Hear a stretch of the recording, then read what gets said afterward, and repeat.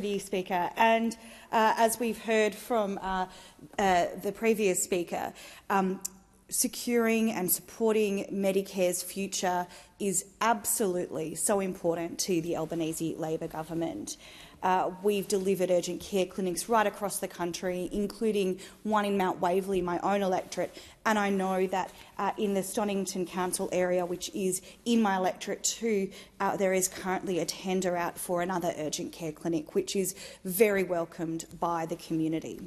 The Health Legislation Amendment Bill here makes amendments to legislation in the health portfolio to make sure we strengthen Medicare.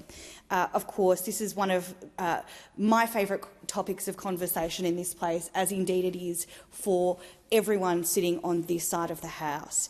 Schedule 1 of the bill will streamline the allocation of Medicare provider numbers under the Health Insurance Act, allowing practitioners to treat patients sooner.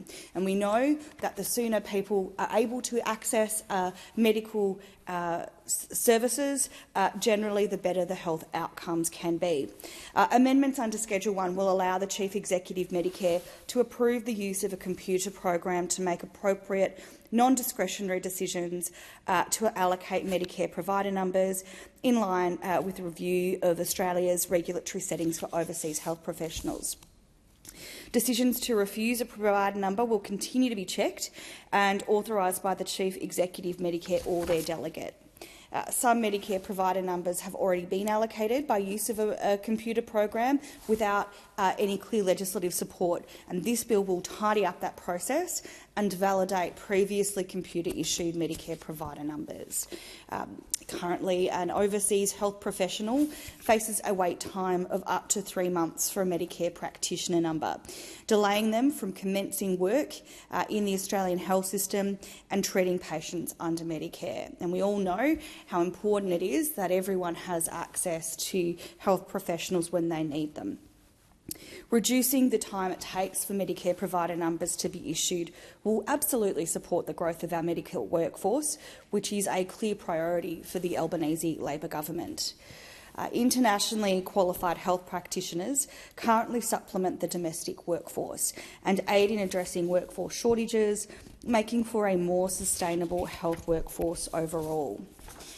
Schedule 2 of this bill will amend the Private Health Insurance Act to support the process for claiming the private health insurance rebate under the Premiums Reduction Scheme. This will ensure that registrations for the Private Health Insurance Rebate Scheme and claims under the scheme are administered consistently under the Act. This will also ensure that persons are validly registered as participants and payments of rebates to insurers are lawful.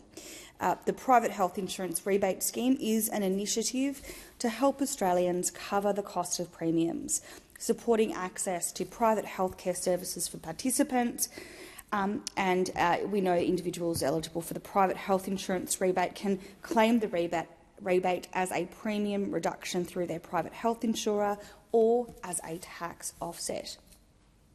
Under the scheme, the private health insurer claims a reimbursement through a system administered by Services Australia and reduces the premium payable by the policyholder by the amount of the rebate. Some elements of the registration and claims processing system for the Premiums Reduction Scheme have been administered inconsistently with the requirements of the Private Health Insurance Act. Schedule 2 of the bill will amend the Private Health Insurance Act to align the registration process in Division 23 with requirements of the system operated by Services Australia, provide for self-assessment by participating insurers of the amount of rebate required to be reimbursed in Division 279, require an insurer to provide information or documents to support their claim and ensure overpayments can be recovered despite any unintended system or process defects in Division 282, and allow for computer-assisted decision-making and the approval of forms and systems by the Chief Executive Medicare in Division 333. Participating insurers will continue to be subject to regular post-payment compliance activities to ensure integrity of the payment process, and the amendments will support the existing registration and claims processes in such a way that there will be minimal impact on consumers and private health insurers. Of course, Deputy Speaker, strengthening bulk billing is a priority of the Albanese Labor Government, and Schedule 3 of the bill will amend the Health Insurance Act 1973 to modernise assignments of the Medicare benefits process. Assignment of benefit is a long-standing requirement of the Health Insurance Act, and it underpins payments of Medicare benefits where the patient assigns their right to a benefit to a medical provider, a private health insurer or approved billing agent. Last year, as one of many measures our government has taken to strengthen Medicare, the Parliament passed the Health Insurance Legislation Amendment, Assignment of Medicare Benefits Act 2024, with its changes to assignment benefits commencing 18 months from the day the Act received royal assent. It streamlined the assignment process for patients, for medical providers, for private health insurers and approved billing agents, and also enabled digital assignment options. This bill here before us now will build on those changes and address limitations of the Assignment of Benefits Act. This bill will delay commencement of the Assignment of Benefits Act to the 1st of July of next year, 2026, which will support industry and consumers to comply with the new assignment of benefits requirements, and it will allow time for new processes to be developed and for IT systems to be updated. In the meantime, bulk billing can continue under the current processes, including additional incentives for bulk billed services, which will start, of course, from the 1st of November this year, in line with the government's election commitment. Bulk billing is vital for equitable access to healthcare. It helps with cost of living pressures and ensures every Australian receives the best healthcare they deserve. Our government is passionate about bulk billing. The government has committed $15.2 million in 25 to 26 to fund the implementation of reforms outlined in the Assignment of Benefits Act and subordinate regulations. This includes updates to Services Australia's software systems and education and communications activities to ensure stakeholders are aware of and prepared for new digital arrangements. The passage of this bill will ensure that the Albanese Labor Government's 2025 election commitment of $7.9 billion in bulk billing incentive payments to encourage increased bulk billing rates will not be adversely impacted by non-compliant business software. Schedule 4 of this bill will amend the Health Insurance Act 1973 to ensure the consequences for bonded medical program participants who withdraw from the program or fail to complete their return of service obligation are fair. It will balance the personal circumstances of the bonded participant and the broader interest of the community, and allow all work completed by a bonded participant in good faith, consistent with program objectives, to be counted towards their return of service obligation.